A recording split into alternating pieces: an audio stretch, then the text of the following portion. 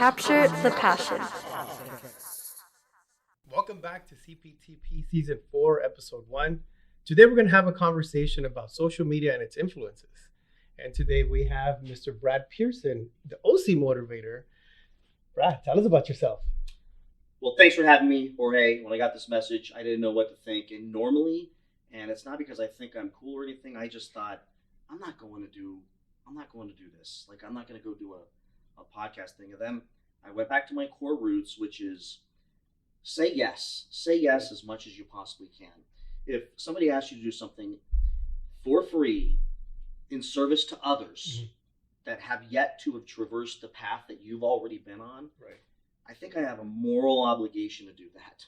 So when I wrote back to you, I got to tell you, I rewrote the sentence twice. One was, there's no way I can go. And then I wrote back and I said, I even looked at my wife. I'm like, I spoke at Cal State Fullerton last year to a group of students.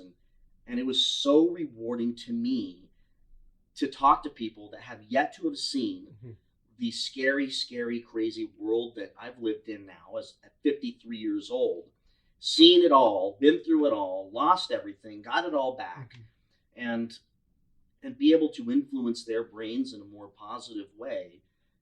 It's great. So 5 years ago, I started a YouTube channel, and it was because I wanted to get over my fear of video, my fear of camera, because many of you may remember that was the thing. Video's everything. Right. You need to do video. We got bandwidth now.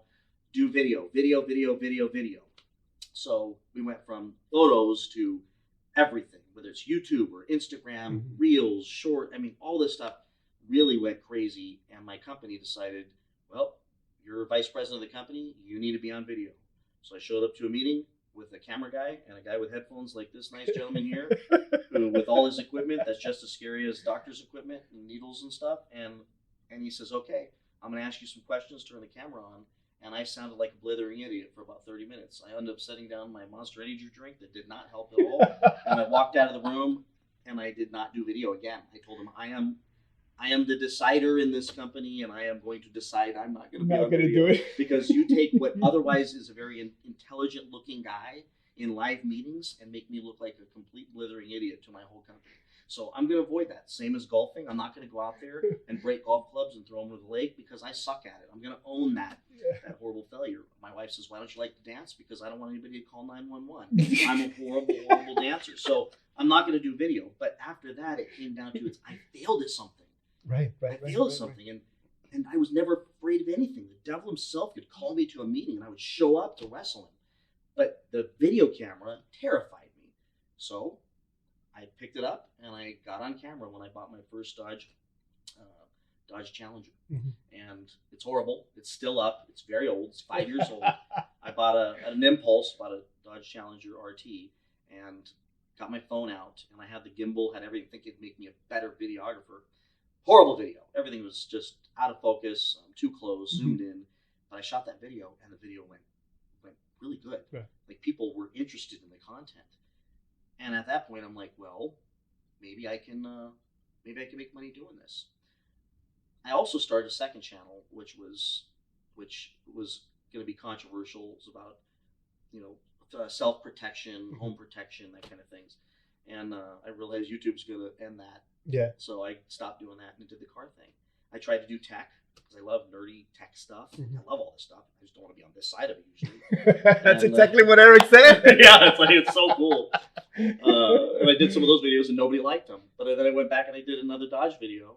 Embarrassed myself and went 40,000 views, and I'm like, all right, there's something here. I'm gonna do this a little bit. Yeah. And then I told you about the Neverland Ranch video. I walked a guy through through the house at Neverland Ranch, and it was a horrible video. I put it up on YouTube so that I can show my family because it was a long video, because I didn't have enough room on my phone at the time to be able to send it and then receive it. Yeah, keep it on. It was a long video, and it's currently at 2 million views, but it got me monetized. So now I have a small business. Well, a small business is one of the greatest tax shelters in our country today. If you want to immediately start capitalizing on the opportunities of tax write-offs, then start a small business. And if you fail at it, there's a tax benefit. If you succeed at it, you actually get money. Yeah. So I've moderately succeeded, enjoyed the tax benefits, but I've done what I started to tell you. Is I started off thinking, if my content's not of value to the viewer, Right. if it's not helping and contributing to bettering the planet I'm on, then I'm not going to do it. Right. And that made me feel better. Yeah. Thank you for being here. You're those of us that are familiar with OCMotivator, you're big in the car industry, and that's what gravitated me to watching your channel. I'm curious to know, you hit on it a couple of times, being afraid to fail, and I think that's a fear that most, if not everybody, has. Is I don't want to be vulnerable to failure. Yeah. Aside from you pushing yourself on and doing it, was there something else or someone else that told you, hey, it's all right to fail because eventually you're going to succeed? Yep. So, excellent question. Probably if you listen to nothing else in this, get this out of it. Most of us will fail way more than we succeed in life. We will fail so much that it becomes almost normal for us to continuously fail. So the fear of failing, I found, was not what was ever holding me back as much as the fear of succeeding. Mm-hmm. And the fear of succeeding has to be sustainable, and the responsibility that comes with succeeding is overwhelming, and people begin to depend on you.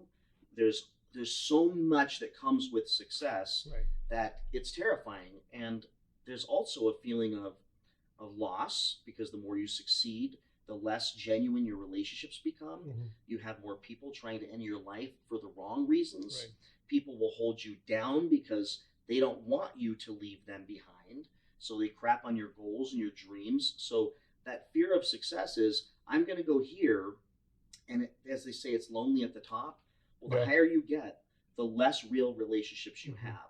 The harder it is to interact with other human beings. So most people, they'll say they're afraid to fail, but the reality of it is if you have $1 in the bank today, and you go out and try your social media strategy, you try to shoot videos, and you end up with $300 in your bank because you had a great video go viral, then you never do good again and fail. You still made $300. Right. But if you do this, you start this venture, or you choose not to start the venture, and you take that $1, then you've failed before you've begun. Right. So most of us fail by virtue of never starting something. I had a conversation with a guy the other day, and he says, and it killed me, because he asked me how much I made. Mm-hmm. And I hate it when people ask me that, but I also respect the guts it takes. So you know what? I honored that question, not to flex, not to brag, mm-hmm, but when he asked me, and I'm not going to say it here, but he asked me if I made $300,000 a year. He says, I'm doing the math, that's about what you should be making. And I said, if I only made $300,000 a year, I would be broke right now and living on the streets. I can't pay my bills after taxes with that little money. And it's not bragging, but when I made that point, he goes, what the hell? I'm not thinking big enough. Mm-hmm. Right answer. And I said, I didn't tell you that to brag. I'm not telling you that to flex. I'm telling you that because you asked me a direct question. You deserve a direct answer. Right. And then I sent him my recent year-to-date check, because I'm not going to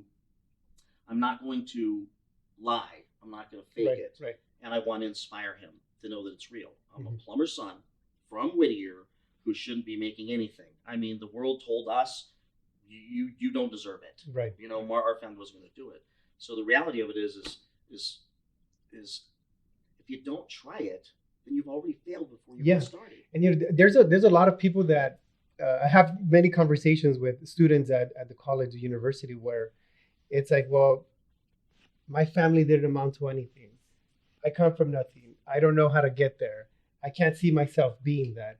And our conversation before we started recording was, sometimes they need to see that out there, that, hey, you know what? Here's someone that probably came out of nothing, but here they are now. Yep. And like you said, it's not about flexing, but it's about saying, hey, you know what? If I found it in myself to get there, there's no reason why you can't either. Yep. So let's go to your content. Well, let me just say this, because you know what that guy said to me? I said, here's what you do. Get your real estate license and go start. If you want to make that money, you can. I gave him the roadmap. Go get your real estate license and get out there and start taking great care of customers. Do something, start your own business, whatever it is. That's an easy way. Yeah. And his response was, I'm too comfortable in my current job. I make enough money right now to pay my bills, and I'm putting enough away for retirement. So that complacency is kicked in to where I'm not going to take that risk because I'm already comfortable. I'm good. So comfortable is the road to complacency, and that's where you're at. Now, I wrote him back, and you know what I said? I don't blame you, man. I honestly don't blame you. I'm not criticizing or judging anybody for not going for it. I'm grateful for every day I'm here, and I'm pretty sure that every day I'm on the brink of losing everything again. I'm perpetually paranoid and in fear. My wife goes, why are you always so scared? You've done good. We saved money. We're great. Yeah. You've got this stuff. I mean, if we had a cut and run tomorrow, we'd be okay. I'm like, I'm just naturally in fear. I don't know. Maybe it's because I'm short, dude. I'm just scared someone's trying to eat me at every single penny anywhere I go. It just is what it is. So sorry about that. No, let me ask you. Let's jump on that. Does that fear come with the way you were raised and the lack of resources that you had growing up? Is that where it comes from? Yeah, well, this is going a little deep, but my dad's going through some stuff right now with Alzheimer's, and it's hard to watch him go through this because he's such a proud, hard-working man. I mean, this guy sold oranges on the side of the 605 freeway to feed us before he started his plumbing company. He worked really hard. It was a small company, but to see how hard that man worked and how long he worked and the fights that took place in our house that were related to money for so many years of my childhood, and not having the things, and then going to Lucerne High School with all the rich kids and wondering, why don't I have these things? Why am I riding the cheapest, crappiest bike? And when I got a car, it was blowing smoke out the back, and it was beat up, and I had to do all the work myself. And why don't I have these things? And I couldn't understand that stuff.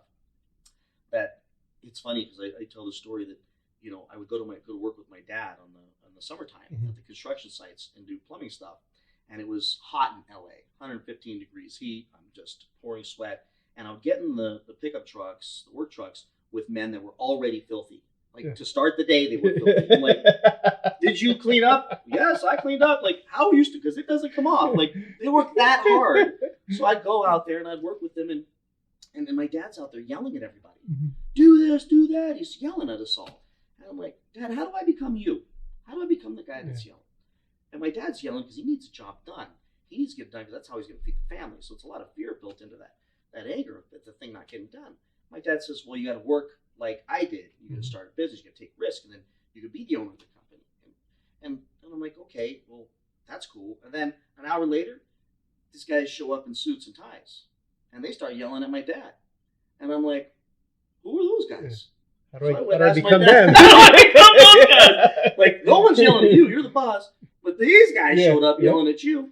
He goes, well, they're the owners of the project. They're the real estate guys. And I'm like, how do I do that? And that started off the desire. But there's something I always say to everybody is I have this abject fear of poverty that keeps me going every single day. Because having been there, and not super poor people, certainly there were a lot of people with a lot less, but having to get up and figure it out and know that I had no leg up, and I'm going to say this, stay in college, kids, no college degree. The only option I had was join the military and figure out how to be motivated and work hard and keep my eyes open and watch the people that are doing it and winning and take their advice. Don't get offended by them. Don't get jealous of them. Don't try to pull them down, but plug into them. What did you do? That's why I appreciate you. I mean, it's like, what did I do? I hang out with, I'm the poorest guy in my group. I feel like a loser every time I hang out with my buddies. And it's because they are so far beyond where I'm at that keeps me running hard. Yeah. Right? It keeps me motivated. So, interesting there, the way you feel about your success, you see it different, right? Your definition of success is different. Last season, we had Victor Soto, who talked about success not being linear. And unfortunately, a lot of our audience believes that I need to take a certain path to get there to be successful. Yeah. But success comes in many, many ways, in many shapes, many routes that you can take. It sounds like you were able to connect with other people, keeping your eyes open into saying, okay, you know what? I see what you're doing. I kind of want to venture out there. You didn't have a narrow road into saying this is the only way to success. And now with your channel that you have in YouTube, OCMotivator, you have people from all over the country referencing your videos. Yep. That's what caught my attention. I'm a car guy, and I was in the market of getting a new car, doing some research, going into YouTube, and then hearing your perspective. I was like, Wow. There was something about it that really caught me, and you connected with me just via camera. You're doing something magnificent, and I appreciate you not saying, you know what, I've made it, I'm good, I'm just going to sit back and enjoy it. The fact that you continue to go out there. What drives you? What motivates you? So I would love to say that it's this incredible desire to achieve greatness, but the reality of it is I just love cars, man. I just love cars. I literally would sit in front of high school, up at Lucerna High School, and I would watch the cars while I ate lunch because I was a little guy with a big mouth, and I spent most of the time fighting in my freshman year. I didn't make a lot of friends, and I would just sit out, have my lunch, and do my homework so that I could not do it after school, and I'd watch the cars roll up.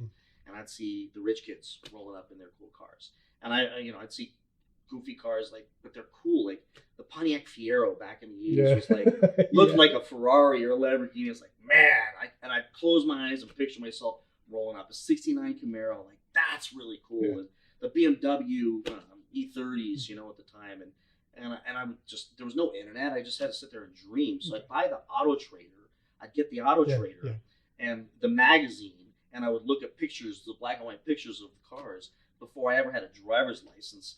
And I wanted to have cars. So when I went in the Air Force, it was, I don't have any money to buy cars, so I need to figure out how to, get out of the Air Force and then use what I learned in the Air Force to make money. And I remember seeing some real estate people at the C-21 office, Central 21 office, and they had cool cars, and they were always dressed really cool. And I was going to work in the Air Force going, I want to know what they do. Yeah. So I walked into that office, and I was like, how do you guys have all these cars? Point blank. And I'm not kidding. I'm telling you the honest to God truth. I ended up talking to a couple real estate people, talked to the manager who tried to talk me into getting real estate. I was in the Air Force. I couldn't do anything. And I said, how do you guys get these cars? And he told me, we work hard. It's basically your own business, your commission only, all this stuff. And I'm like, wow, that's cool. I got another, year and a half left until I get out of the Air Force. I was so nervous around those rich people, right? This is in Blytheville, Arkansas, outside the Air Force Base. I walked out, and I'm not even lying to you. I had a little 1980 320 BMW old car with like 250,000 miles on it, but it was cool. 3 layers of limo tip on it. I walked out, and I was looking around, and I was in such a daze. I grabbed the door handle, and I opened the door, and I sat down, and I realized I just sat in someone else's car. I just sat in someone else's Toyota Corolla, and I was like, I just walked up into a car and got in it. I jumped out of that car and freaked out. I was like, what did I do?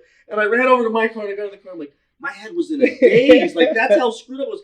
How could anyone? It's almost an unbelievable story.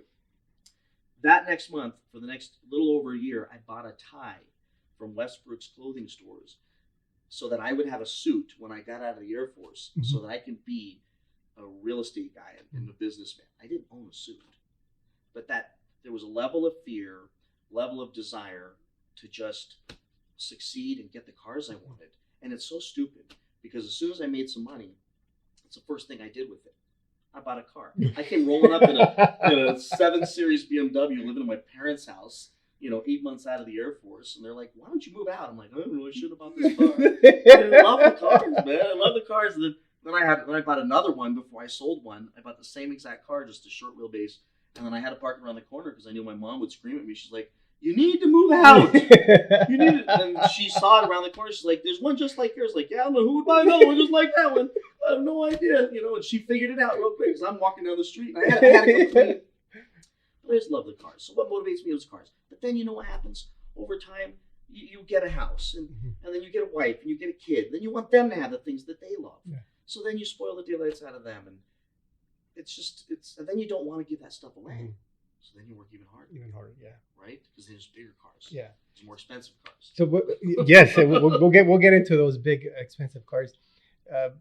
There was a conversation we had last season. We talked about it was with Glenn, our therapist, and he talked about hard work. So he asked me that, do I equate hard work as always working, like literally working? Yeah. So if I'm not working, that means I'm not working hard, right? Which equates to being financially stable or what have you. Do you think that the phrase of working smarter, not harder, is something that we should take more into account? Absolutely. I spend probably 2 to 3 hours a night before I go to sleep trying to figure out a better way, Mhm. trying to come up with a more strategic way Yeah. to do something better than other people do it.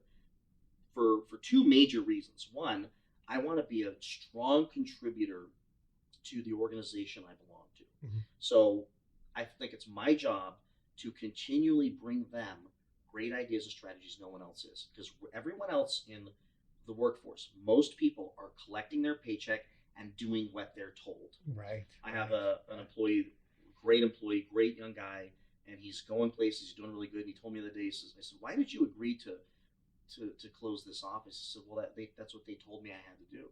And I said, you right now have permission to stop doing what you're told. Yeah. And come back with a better solution to the problem. If this is going to be a devastating event for our firm, your job, when we tell you to do that devastating thing, is to tell us we're crazy, tell us why, and provide a new way. Yeah. Use your brain. There's always better ways. Yes. It's like Yes. filming a video. I could spend $2,000 a video, hire a professional editor, or I could go sit in my car, but make the content worthwhile and truly helpful. So what's the easiest, what's the best way to do it? I've got to say this, I don't believe working 12, 15-hour days is the secret to success. Right. That right. got a lot of people in the past, a lot of the baby boomers where they are today, because hard work was rewarded. Long hours was rewarded.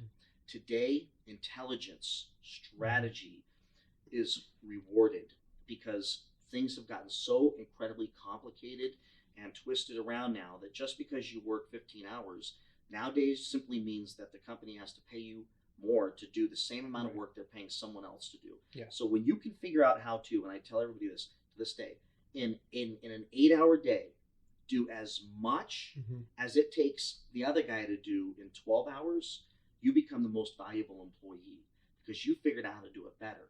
So I had a meeting with some multimillionaires last night who it was a great. They're trying to do a recruiting thing with me and get me to come to their company, and I love where I'm at. But nonetheless, they're doing the pitch on me, and I loved hearing them out because they're really great guys. But one thing I always make clear, I put in the best 8 hours you're ever going to get out of anybody. Yeah. You know, absent an emergency after that, you're not going to get me on the weekend. You're not going to get me at night. And I did that. And let me tell you what happened. I did that in the 90s, and I blew up every relationship I had. I lost every girlfriend I loved. I lost most of my friends. Yeah. And there was no quality of life. So I figured it out.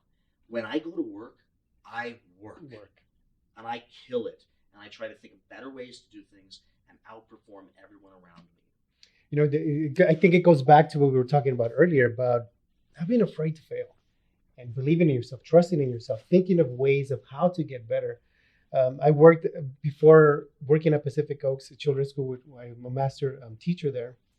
I worked for LA Unified for 16 years, and it was always like pulling teeth with administrators, with leadership, because they're used to doing things a certain way, and this fear of, well, we've never done it like that, Mr. Ramirez. Like, okay, so let's try it, but if it doesn't work, then we'll figure something else out. And I think that sort of, it influences a lot of people into believing that I have to work this many hours to feel successful. But you're saying that that's not the way. It's about trusting yourself. It's about networking with other people and finding how can I continue to get better.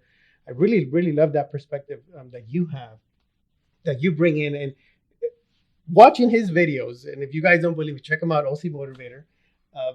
You have a message in every single video.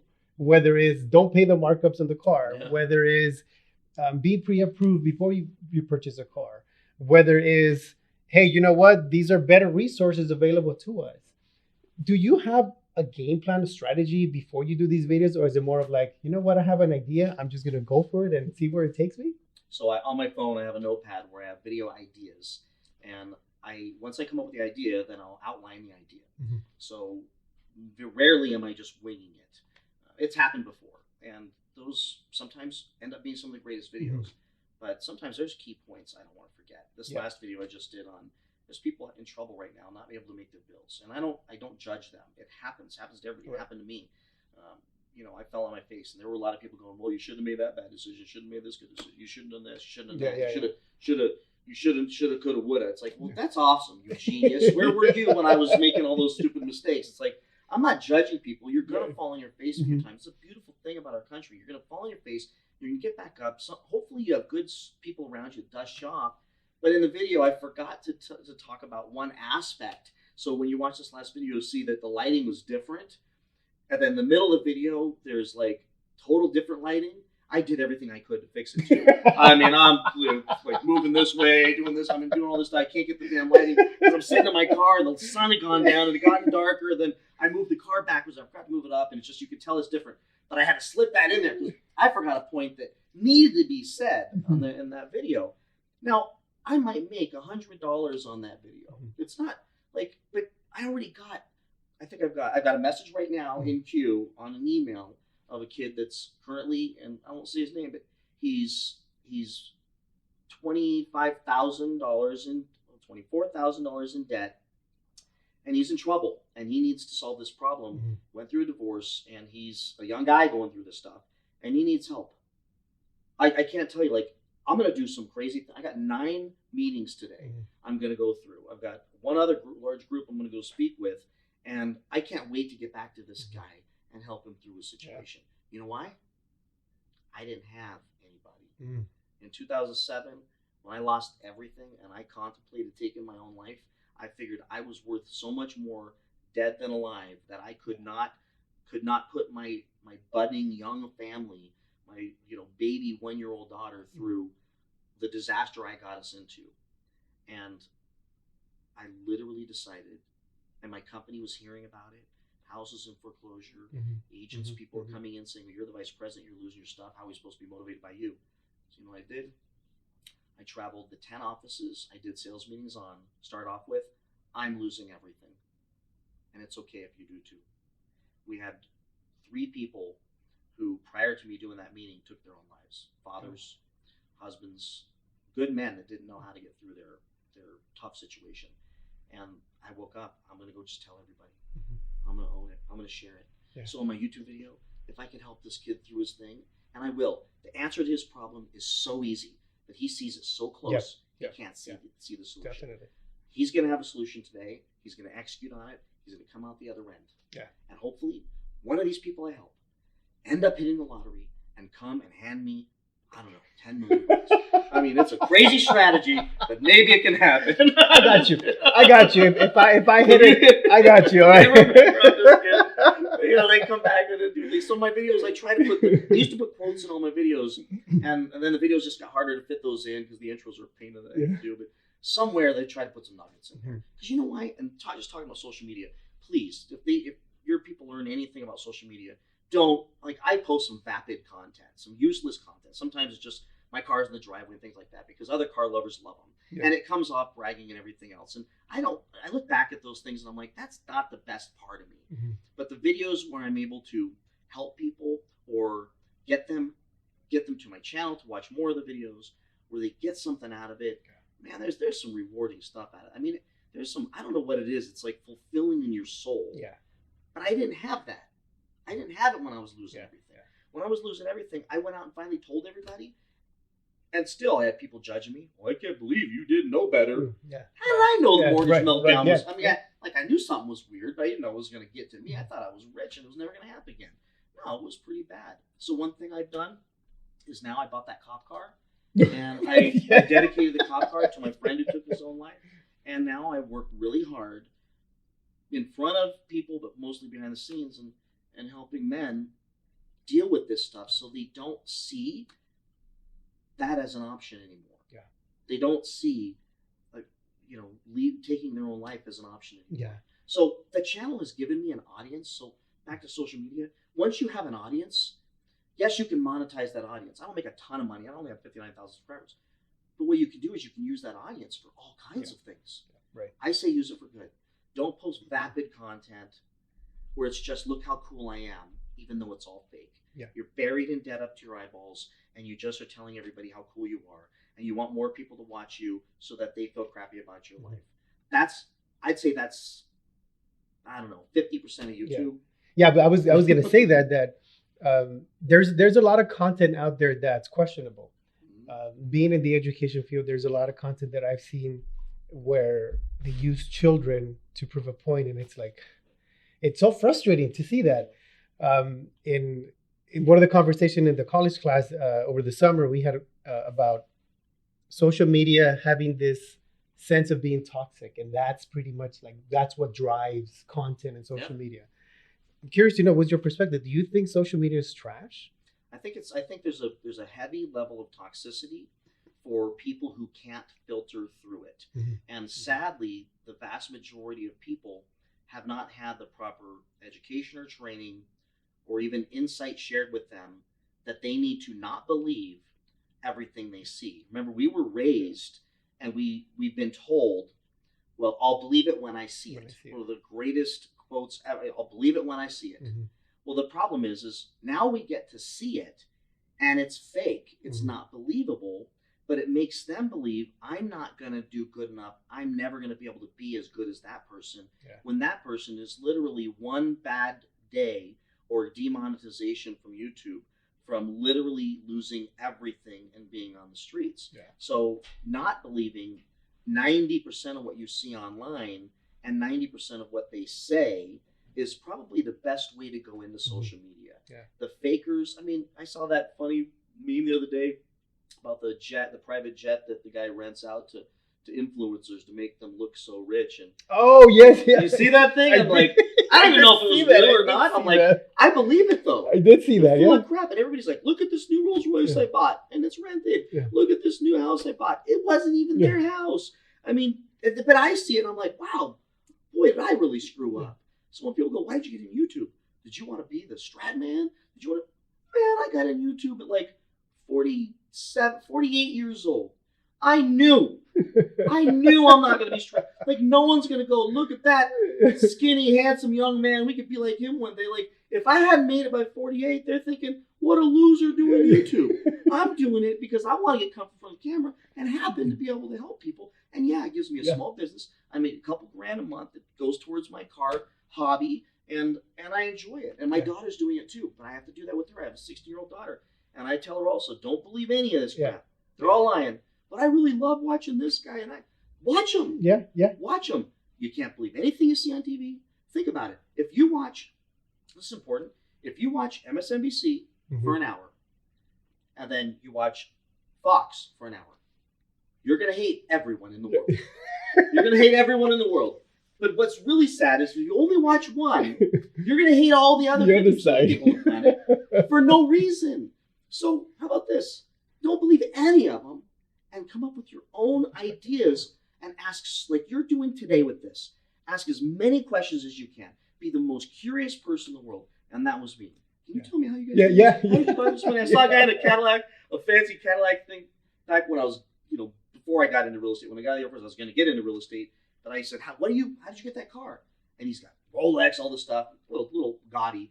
But he says, I own a real estate company. I'm like, I'm signing up for real estate school in about an hour. I was like, cool. What's your best advice? The guy finally goes, dude, my gas has been pumped for like 30 minutes. I have to go. You can, stop them and ask them questions.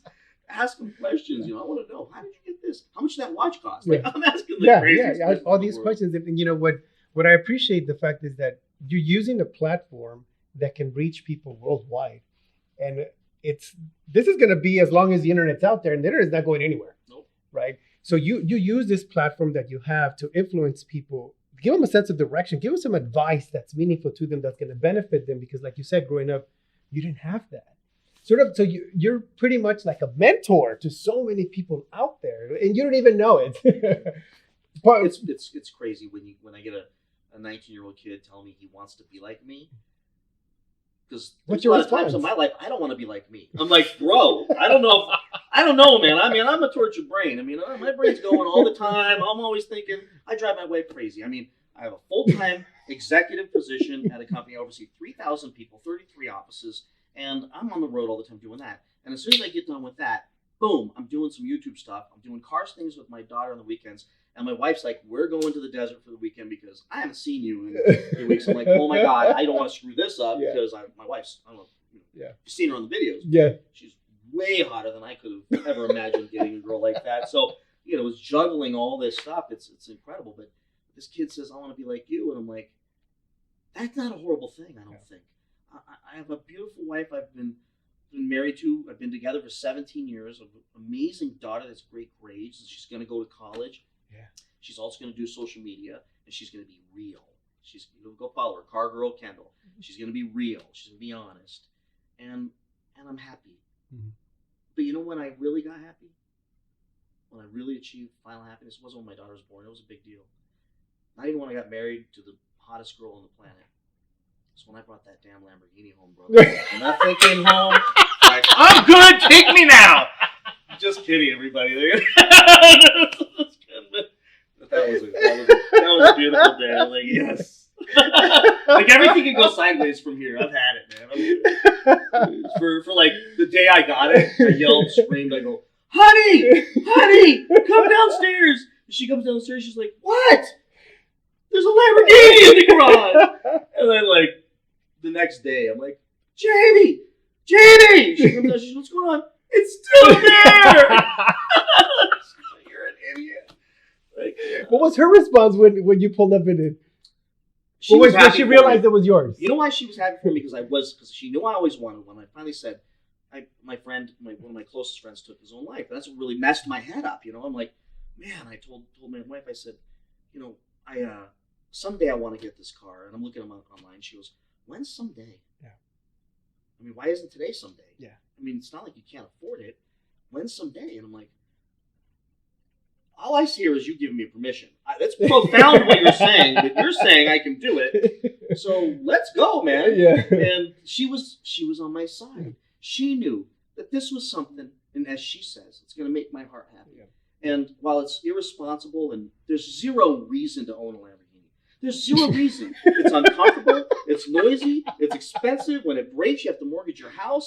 I mean, it's loud. It's obnoxious. The cops hate you. The neighbors hate you. Yeah. Everybody hates you because you're in a Lamborghini. You have one. You're killing the environment. I mean, it's just everything about the car is horribly bad.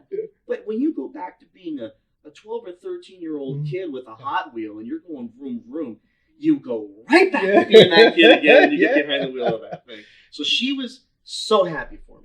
And to this day, she says, I never expect you to have to sell that. I mean, I'm not selling it. Yeah. It's just never going to happen. She supports me on that. She's and like, that's one of the things that, as a man growing up in a very machista culture, the way that I see your relationship with your wife, from what we see in content, it's like you have been this successful individual because you have that support system. And may I say that a man that is very successful usually has a very supporting partner. In this case, your wife. The last video with the swing, you got the swing when she told you go back and get it. She made me go back and get it. I was like, okay, right, and that's support because that's what makes you happy, right? And the fact, and again, using that platform to advocate to that, maybe that wasn't the point, but I'll tell you, watching that, to me, it's like, man, that right there is a recipe for a successful relationship. And that's something that you also, willingly or unwillingly, you promote that in your social media content, and differentiating that versus the toxicity that's out there. That's amazing. How do you? I'm curious to know how do you help your daughter differentiate that toxicity and not let her get influenced? Because as fathers, we know that they're going to be influenced by things that we don't necessarily agree with. Oh, yeah. So how do you help build that relationship, that trust with your daughter, to help her not fall into that toxicity? So, I'll tell you that the time you spend with your kids, the time you spend with the people you love and care about is so incredibly valuable. And I didn't realize it when I was doing it with my daughter. We hung out to give mom time. She worked, she's been a stay-at-home mom since we got together. She said that she was going to go back to work when the baby was born, and the baby's now going to be 17 next month. So that's fine. I'm, blessed to have been able to do that. But she's worked hard. So on the weekends, if she didn't go with us, it didn't matter. My daughter and I were doing stuff. So lots of stuff. And we've done so much in a weekend that most people head would explode. But we were laughing and having fun. But I was always talking to her like she was a young adult, even when she was little. I never treated her like a little baby. She knew I respected her, and I wanted so badly to do good with that kid. Yeah. When she was born, I literally stood over, because there was some issues in the hospital. I stood over her in the little nursery area, and I said, I'm going to make sure you have a good life. Yeah. I'm going to do everything I can to make sure you have a good life. Yeah. I'm going to do everything I can to do this right. And spending time with her and talking to her and openly having conversations with her and doing the same thing I do with everybody else, motivating her to be a good human. Be a good human. Care about others. The other day she told me she went up and paid for the lunch of a couple police officers in a restaurant. My kid did that. Of course, I asked her, where did you get the money? But she did that. But I was like, you just did that. The whole world hates them, and you in your heart realize these guys work hard. And she went and did a kindness. I didn't tell her to. So we've done something right. But it's being having an open conversation and telling her to ask questions. And don't just trust everything you see. Yeah. I say, if there's anything, everybody, don't believe everything you see online, on social media. Ask more questions. Dig deeper. Yeah, that's very important. I love how you found a common interest with her, and you're taking it. You know, like now the car. It's expensive. I know. I realized I should have got her into something cheaper. You know, no matter what you choose, it's gonna be expensive. My girls, in the past probably 2 years now, they got into wrestling, and wrestling for me goes back to my grandfather. I remember him taking us to the Grand Olympic Auditorium in downtown LA in the bus to watch Andre the Giant and Mil Máscaras. Yeah. And I was talking to my brother about it. I was like, man, you remember going there?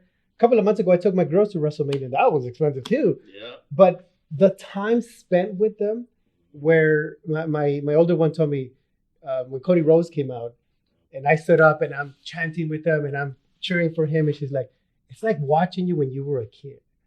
Man, that touched my heart. It was like, wow. On the drive back, we had more conversation. The following day, we went back. We had more conversations about trust me and be careful into what's out there, because there's a lot of, again, toxicity out there that can influence you to change your perspective, or even, like you said, depending on what news you watch, it's going to influence you to see people a certain way that's not true. Yeah. It's poisoning your brain. It's poisoning your brain.